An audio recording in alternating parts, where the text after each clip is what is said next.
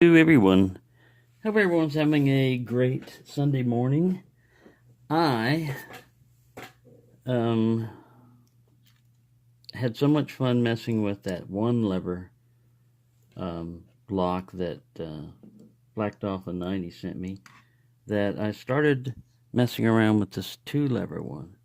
And what I've done is I made myself an Andy Mack overlifter tool, basically. And a little while ago, I opened this guy up. So I'm going to try to do that again. This time.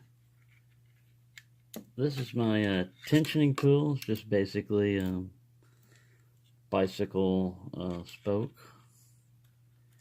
bent. I'm going to twist it this way. I want to make sure that the camera can capture this.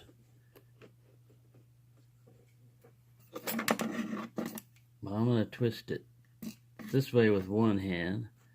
Let me put part of this in the vise here to help hold it in place. There's a lot of leverage and force involved with this. There we go. We got it in the vise. Now I'll take this guy over because I'm trying to open. This is a bolt right here. Yeah, I'll make sure I got him. I got him right there. And then I'm going to stick my overlifter in here. Don't fall down, please. Maybe a better view for everyone anyway, so you can fall down if you want to. Tighten it up there. We won't need a pinning tray for this, although I can take the cover off. I did take the cover off just to see what the mechanism was, because I was trying to attack it over here. And the levers are actually over here. So that's why it was not successful. So I'll kind of cheat. Look at how fast that goes. Easy peasy lemon squeezy, as Andy Mack would say. So yeah, I haven't gotten real good at reclosing it, because it's finding that bolt around here. There he is. Let's see if I can do a reclosing that fast. I don't think so, because this guy's kind of in the way. But we'll see.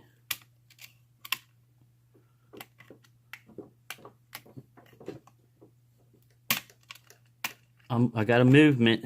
You see that? I got some movement. So if you got it part of the way, you probably don't need this lever overlifter there. You can probably just move that bolt out manually. I'm guessing. It's all a guessing game. There you go, yes. And there we go. Opened and closed using this was a little bit long. I had to take a bench grinder to it. And then I made this a little bit flat on each side. I have not smoothed it down with sandpaper or anything. And the way I did it was, I guess, I was just trying to make it fit the depth of the body of the lock. And it works well on this two lever one. I have a three lever that I might try later on. Right here. It doesn't say three lever on it, but you can see three levers in there. But yeah, this is cool. This is really fun.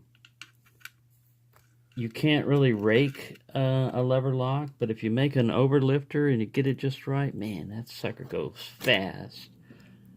So, thank you for watching. Happy picking. Happy Stock Lock Sunday, everyone. And happy levering. I'm sorry, I was going to show you the mechanism.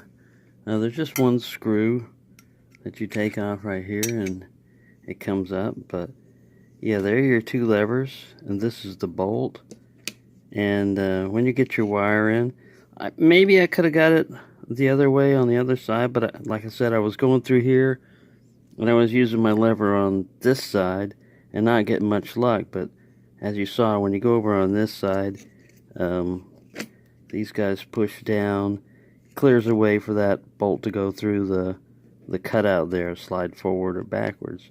In this case, it would have to slide backwards and come through there. I'm trying to do it with one hand, and it's hurting my finger, so we won't be doing that. Wake up, kitty, wake up. You're supposed to see the new stuff here. But yeah, there's your 2 levers and the bolt. So theoretically, you could make as many levers as you want, you know, as thick as you could get up to the size of the door, I guess it would be the limitation right there. So thank you for watching. Sorry about forgetting about that. I knew I forgot something.